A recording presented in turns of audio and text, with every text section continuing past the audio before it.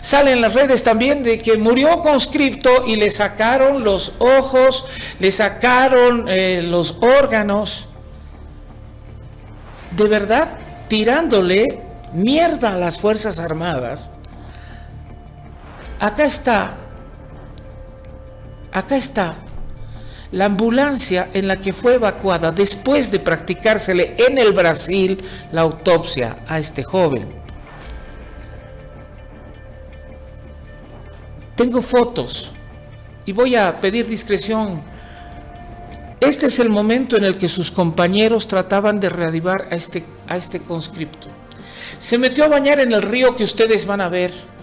Es el río en la localidad de Puerto Rico. Claro, parece suavito por arriba, pero los ríos tienen corrientes, son traidores. A ver, métete a la laguna de Achocalla, no sales más. Bueno, este es el puente sobre el río Rapirrán, donde este joven se ahogó.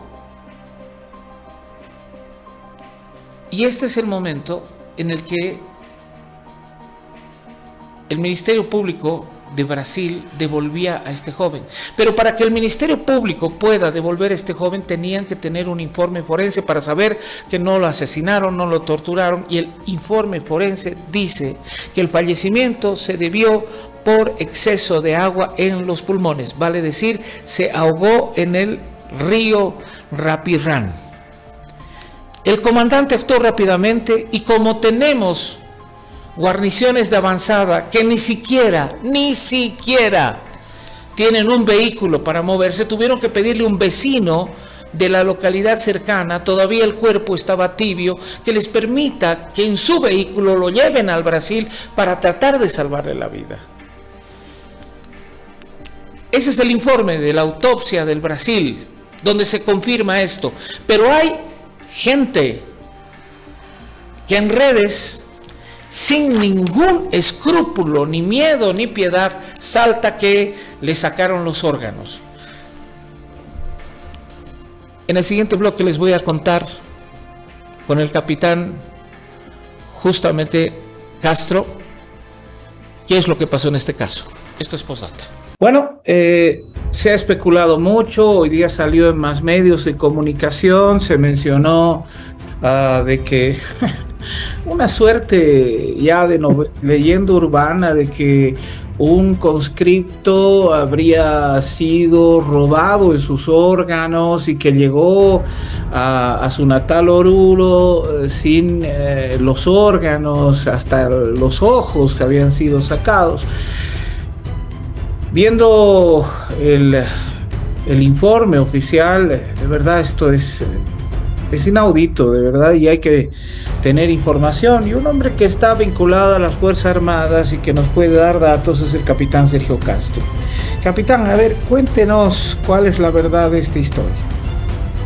Bueno, prácticamente te voy a hablar desde el punto de vista del análisis forense, con la especialidad de especialista forense, y te voy a explicar que cómo se ejecuta una autopsia. Una autopsia corta principalmente tres aspectos, que es cabeza, pecho y estómago.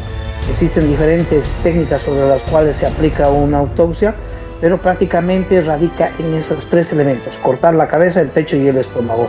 Una vez de que se abre todo el interior de la persona, hay dos técnicas específicas, ya sea Rokitansky o Virchow, que establecen cómo se sacan los órganos al interior de una persona, ¿no? Ambas técnicas generan, por ejemplo, cuando se corta la cabeza, genera de que pueda haber una pérdida de la presión ocular, ¿no? Esta pérdida de la presión ocular, que va relacionado igual con algunos fenómenos cadavéricos post-mortem, como es el signo de Stone-Lois y demás, tienen diferentes connotaciones y diferentes acciones, ¿no? Entonces, ¿qué es lo que ha ocurrido el día de ayer? ¿O qué es lo que ha pasado? Perdón, no el día de ayer, sino lo que ha pasado en relación al tema del soldado. Le he mandado el reporte, mi estimado Juan Carlos, de lo que pasó, que es el reporte que emite inicialmente el comando de la Primera División de Ejército, en el cual, permíteme leer, indica que en fecha 08 de marzo a las 17:20, es decir, a las 5:20, se recibe la llamada del comandante del puesto militar adelantado, general Rosendo Rojas el subteniente de infantería César Delis Hermoso, informando sobre el posible fallecimiento del soldado Reinaldo Javier Charcas, quien se encontraba nadando después de llevar su ropa en la noria del río Rapirán, sin autorización, cuando a la voz de alerta del centinela, el soldado Denis Aguilera Ascuy dio parte que un soldado se encontraba ahogando. Inmediatamente el comandante del puesto militar adelantado, subteniente Telles, fue a buscarlo, encontrándolo después 15 minutos aún con signos vitales. Bajo procedimiento procedió a brindarle primeros auxilios. El soldado actualmente no presenta signos vitales y está siendo evacuado a la localidad de Capixaba para atención médica urgente en una camioneta particular de Don Grover, gestionada por el subteniente de infantería Jorge Andrés Chávez Castedo, comandante del puesto militar adelantado Nicolás Suárez Callao. ¿Qué ocurre? El comandante del puesto militar adelantado es en este entonces el subteniente Telles, recibe la información del centinela que se estaba ahogando un soldado, ¿no? El que alerta todo esto es el soldado Denis Aguilera, ¿no? El soldado Denis Aguilera alerta que el soldado que todo el mundo está hablando, el soldado Reinaldo Javier Charca, se estaba ahogando. Va el puesto militar a socorrerlo, tardan unos 15 minutos desde donde se encontraba el puesto militar hasta la noria, hasta orillas del río, prácticamente, en lo que va el soldado, alerta, el comandante de puesto sale con otro grupo, llegan allá, pasan 15 minutos, cuando ven que el soldado había sido ahogado, entonces tenía signos vitales, se encontraba con vida, dan parte al comandante de división. El comandante de división se contacta con otro puesto militar adelantado, que es el puesto militar Nicolás Suárez Callao, que estaba al mando del subteniente Jorge Andrés Chávez Castedo. Este subteniente Chávez Castedo pide el favor personal a un señor que se llama Don Grover. Don Grover es el dueño del único vehículo en ese lugar para poder socorrer a alguien. ¿Por qué le piden el favor a ese lugar? Porque prácticamente el puesto de Nicolás Suárez Callao tiene cerca del puesto población, a diferencia del anterior puesto, que es el puesto de Rosendo Rojas, donde fallece el soldado. Entonces, el otro comandante de puesto pide el favor, va Don Grover hasta el puesto donde el soldado tenía el incidente, agarran al soldado, lo suben en el vehículo y lo llevan hasta el Brasil. En el Brasil establecen que el soldado ha fallecido. Como el Brasil es otro país, indiferente de que sea una posta sanitaria de pueblo o que sea una posta sanitaria de otro lugar, es otro país. Entonces no podía ser llevado en esas características, no podía ser evacuado en otras características. Entonces, ¿qué es lo que hace el Brasil? Le realiza una autopsia. El Brasil ejecuta una primera autopsia porque, de acuerdo a la ley brasilera, para que repatrien el cuerpo a Bolivia, tendrían que haber hecho una autopsia para saber qué es lo que ha pasado, porque podría haber ocurrido que el soldado ha sido matado en territorio brasilero y tenía que iniciarse un proceso jurídico penal en territorio brasilero porque correspondía a la ley brasilera. Brasil hace una autopsia, determina que el soldado muere por asfixia, por ahogamiento, es decir, que tenía agua en los pulmones. La autopsia determina que el soldado tenía agua pulmón. Brasil espera, de acuerdo a los procedimientos de Costa Rica y de todos los protocolos de práctica forense, los protocolos correctamente, el tiempo correspondiente, la aparición de fenómenos cadavéricos como las livideces cadavéricas, la rigidez post-mortem, todo eso. Entonces, de acuerdo a toda esa evaluación, ellos determinan que muere por eso y que tenía los órganos al completo. ¿Por qué la familia dice entonces que el soldado llega sin ojos y sin riñón? Prácticamente el tema de los ojos es por la pérdida de la presión, ¿no?, que se genera producto del tema de la cortadura, de la abertura de la cámara craneal. No todas las personas presentan este fenómeno cadavérico, cada situación es diferente. 1, 2, hay que ver la data del tiempo y la deshidratación ocular que tiene. No te olvides que el ojo es prácticamente agua. Entonces, el soldado muere el 8 y cuando llega a la familia son 10 días después, aproximadamente 18 llega, 17, 18 llega a Oruro. Entonces pasan como 10 días y la deshidratación es otro fenómeno que puede afectar. Cuando el Brasil hace el informe forense, llega a territorio nacional, repatriado. En territorio nacional lo llevan inmediatamente hasta Cobija, capital de Pando. En Cobija le hacen una segunda autopsia, lo que Bolivia erróneamente llama necropsia, ¿no? Pero le hacen una nueva autopsia, denominada necropsia por la justicia boliviana. En esa autopsia o necropsia determinan lo mismo que determinó el médico forense del Brasil. Ahí agarran el cuerpo y lo llevan hacia su familia. ¿Quién paga todo esto? Es el comando de la primera división de ejército. Ni siquiera paga el comandante de ejército y mucho menos el gobierno. Se supone que el gobierno debería cubrir estos gastos, pero no cubre, ¿no?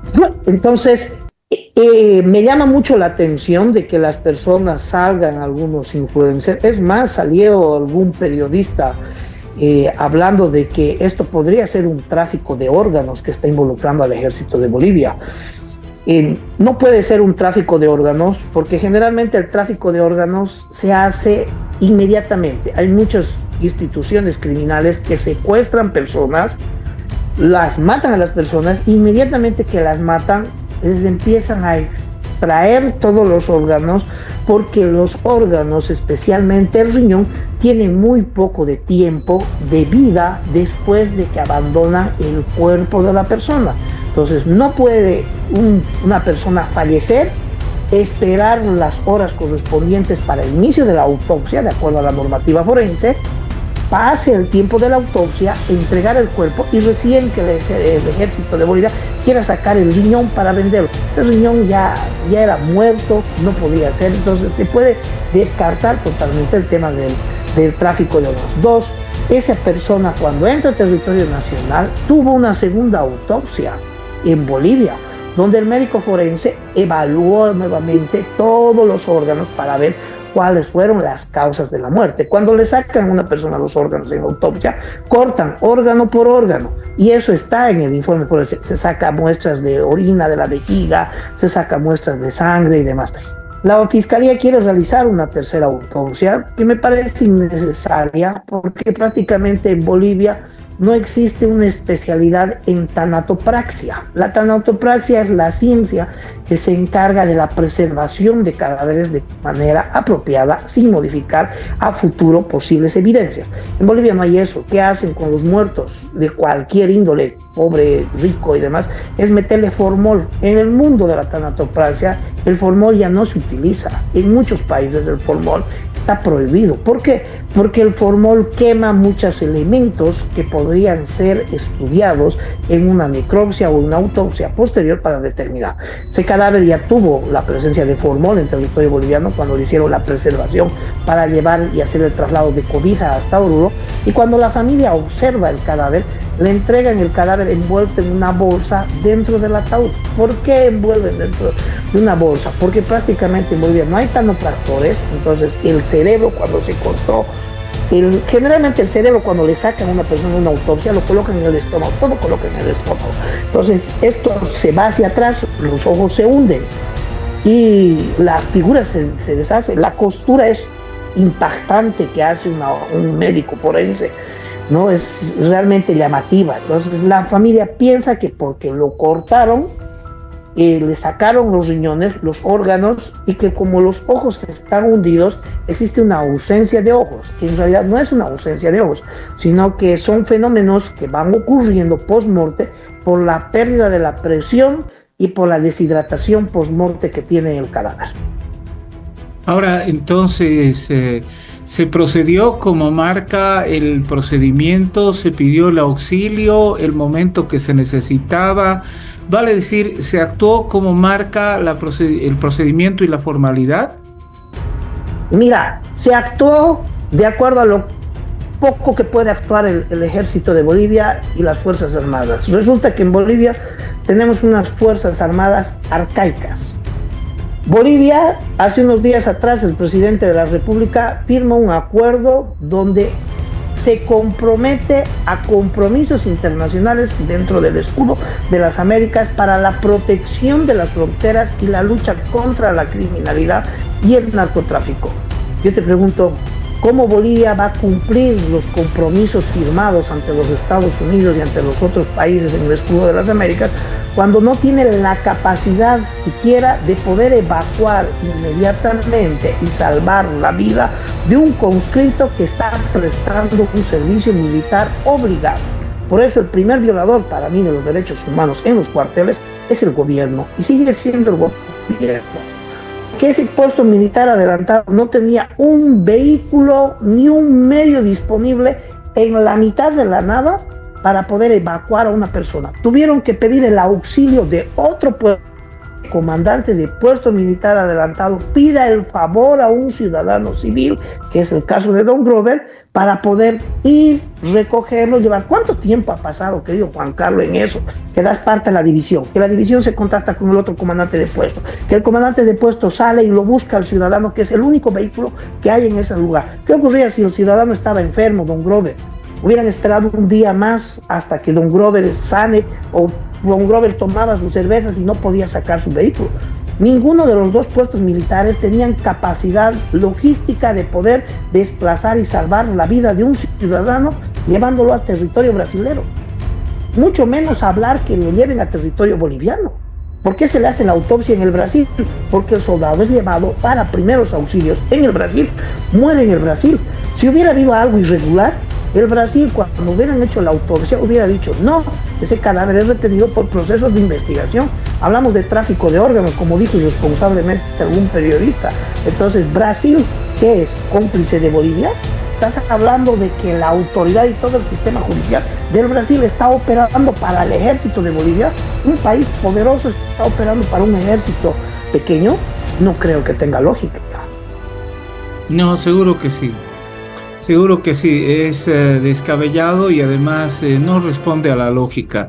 Le agradezco, capitán, el que usted, como siempre, nos ayuda a entender algunos temas que a veces nos referimos sin tener, como se diría vulgarmente, sin tener los elementos necesarios como para pronunciarnos sobre ciertos particulares.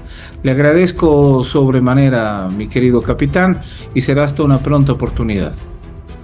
Muchísimas gracias, Juan Carlos, y quería acotar con esto de que Bolivia vive una falsa hipocresía en los medios de comunicación, porque cuestionamos un procedimiento que tiene presencia de la Fiscalía con autopsia ejecutada en 2 países, tratando de relacionar irresponsablemente al ejército con tráfico de armas, tráfico de órganos que no existe, pero nos callamos cuando en tu programa denunciamos que el año pasado un sargento en una unidad en Oruro violó a un soldado. El ejército lo dio de baja a ese militar de las instituciones, pero la Fiscalía y el comando en jefe, por orden de las Bartolinas, lo mantienen trabajando el día de hoy. Ese sargento nunca entró a la cárcel porque es hijo de una Bartolina, pero un soldado que fallece porque el subteniente no es hijo de la Bartolina y no tiene quien lo proteja, los medios de comunicación hacen bolsa en una total falta de hipocresía. Creo que es algo que deberíamos tocarnos el corazón y ver lo que está pasando en Bolivia. Seguro que sí, la reflexión queda. Hay una absoluta falta de proporcionalidad en esto, como usted acaba de mencionar, mi querido capitán. Le agradezco sobremanera que sea hasta una pronta oportunidad cuando volvamos a estar en contacto, espero hablando de mejores temas. Gracias, querido capitán.